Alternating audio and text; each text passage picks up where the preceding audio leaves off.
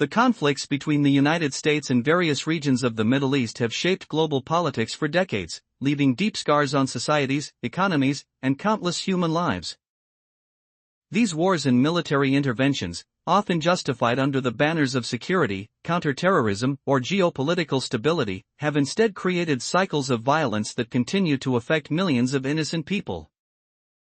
While governments debate strategy and power, ordinary civilians, children, parents, teachers, and workers are the ones who pay the highest price. Since the early 2000s, particularly following the events of September 11, 2001, the United States has been deeply involved in military operations across countries such as Iraq, Afghanistan, and Syria.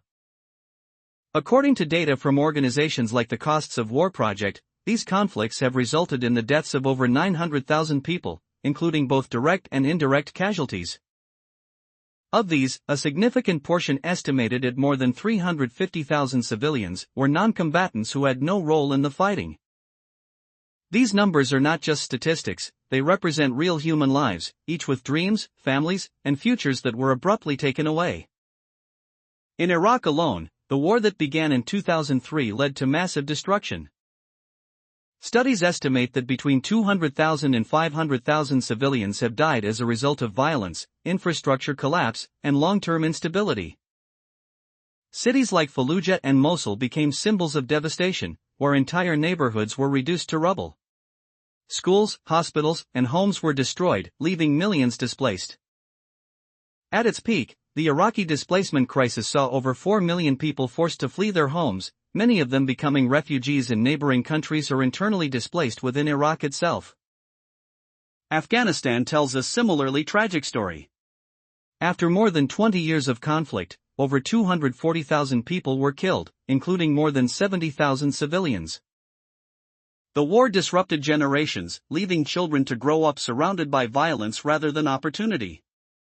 Many lost access to education, healthcare, and basic safety.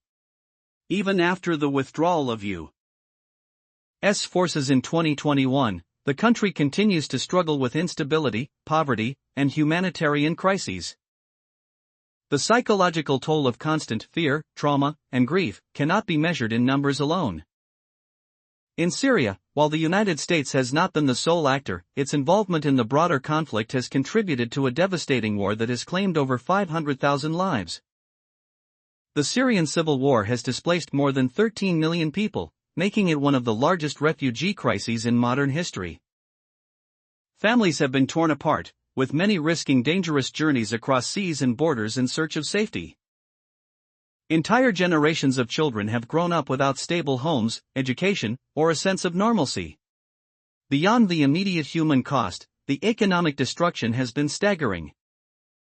Iraq's reconstruction alone has been estimated to require over $88 billion, while Afghanistan has consumed more than $2 trillion in U.S. spending.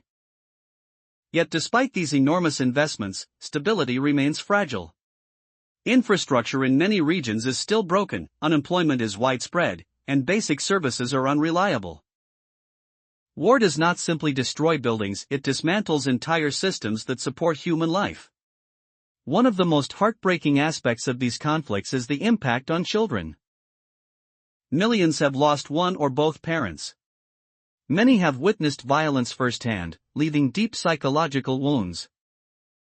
According to UNICEF, in conflict zones across the Middle East, children face increased risks of malnutrition, lack of education, and exploitation. Some are even forced into child labor or recruited into armed groups. These are not just short-term consequences, they shape the future of entire societies. Despite the complexity of geopolitical interests, one truth remains clear: violence has not brought lasting peace. Instead, it has often fueled further instability, resentment, and cycles of retaliation.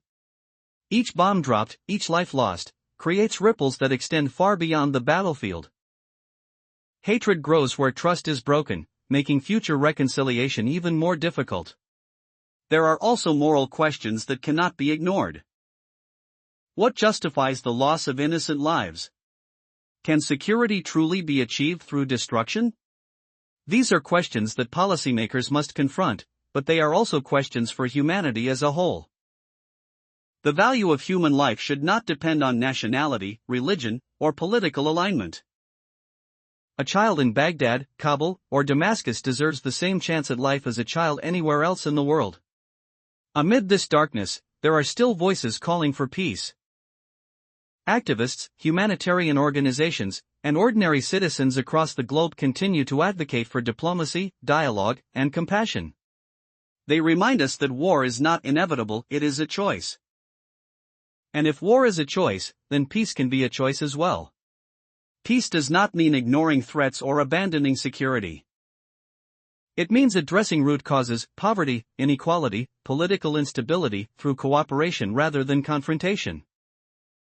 It means investing in education instead of weapons, in healthcare instead of destruction, in understanding instead of fear. History has shown that lasting peace is built not through force, but through trust and collaboration. The role of international organizations is crucial in this effort.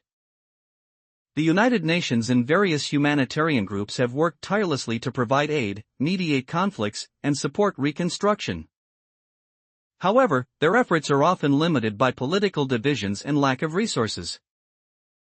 Stronger global cooperation is needed to ensure that peace initiatives are not overshadowed by competing interests. Media also plays a powerful role in shaping public perception. Too often, conflicts are reduced to headlines and numbers, losing the human stories behind them. By sharing the voices of those affected, refugees, survivors, families, we can foster empathy and understanding. When people see each other as human beings rather than enemies, the foundation for peace becomes stronger. Education is another key to breaking the cycle of violence. By teaching future generations about the consequences of war and the value of coexistence, we can create a world less prone to conflict. Schools, communities, and leaders all have a role to play in promoting tolerance and mutual respect. It is also important to acknowledge the sacrifices made by soldiers on all sides. Many enter conflicts believing they are protecting their countries or helping others.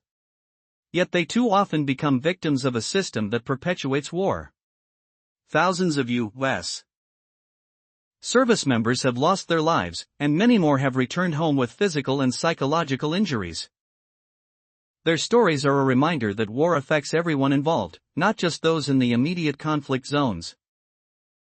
Ultimately, the question we must ask ourselves is simple: what kind of world do we want to live in? One defined by endless conflict, or one guided by compassion and cooperation?